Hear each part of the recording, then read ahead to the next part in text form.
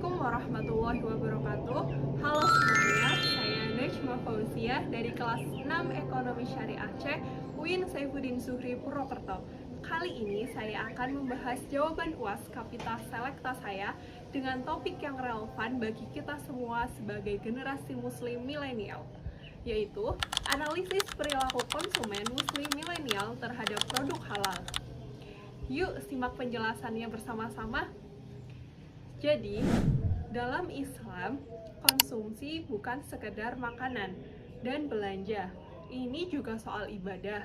Allah Subhanahu wa Ta'ala dalam Quran Surah Al-Baqarah ayat 168 memerintahkan kita untuk mengkonsumsi yang halalan thayyiban, yaitu halal dan baik. Islam melarang kita berlebih-lebihan atau boros.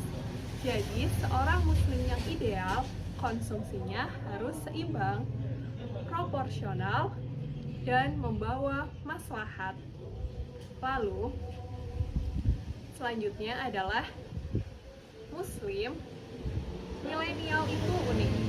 Kita lahir di era digital, lalu besar bersama media sosial, dan kita juga punya kesadaran halal yang jauh lebih luas dari generasi sebelumnya. Kalau dulu orang tua kita hanya mikirin makanan yang halal, kita sekarang mikirin kosmetik yang halal, fashion yang halal, wisata yang halal, bahkan investasi halal. Kita lebih kritis, lebih melek informasi, dan lebih memilih dalam hal memilih produk yang akan kita konsumsi atau yang akan kita gunakan. Lalu, kita juga punya tantangan besar nih. Yang pertama, ada banjir produk impor di e-commerce yang belum tentu bersertifikasi halal MUI.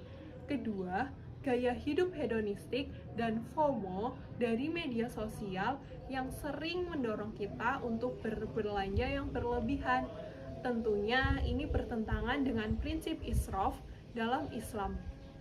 Dan yang ketiga, ada fenomena halal washing, yaitu produsen nakal yang mengaku halal padahal tidak ada sertifikasinya. Jadi kita harus lebih cerdas dan lebih kritis sebagai konsumen muslim yang bijak. Lalu selanjutnya kita kan harus menemukan solusinya. Lalu solusinya apa saja?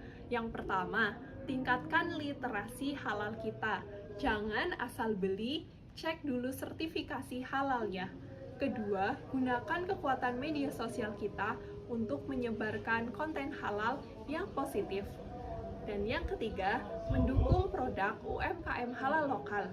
Kita sebagai muslim milenial punya kekuatan besar untuk menggerakkan dan juga mendukung industri halal di Indonesia menjadi yang terdepan di dunia.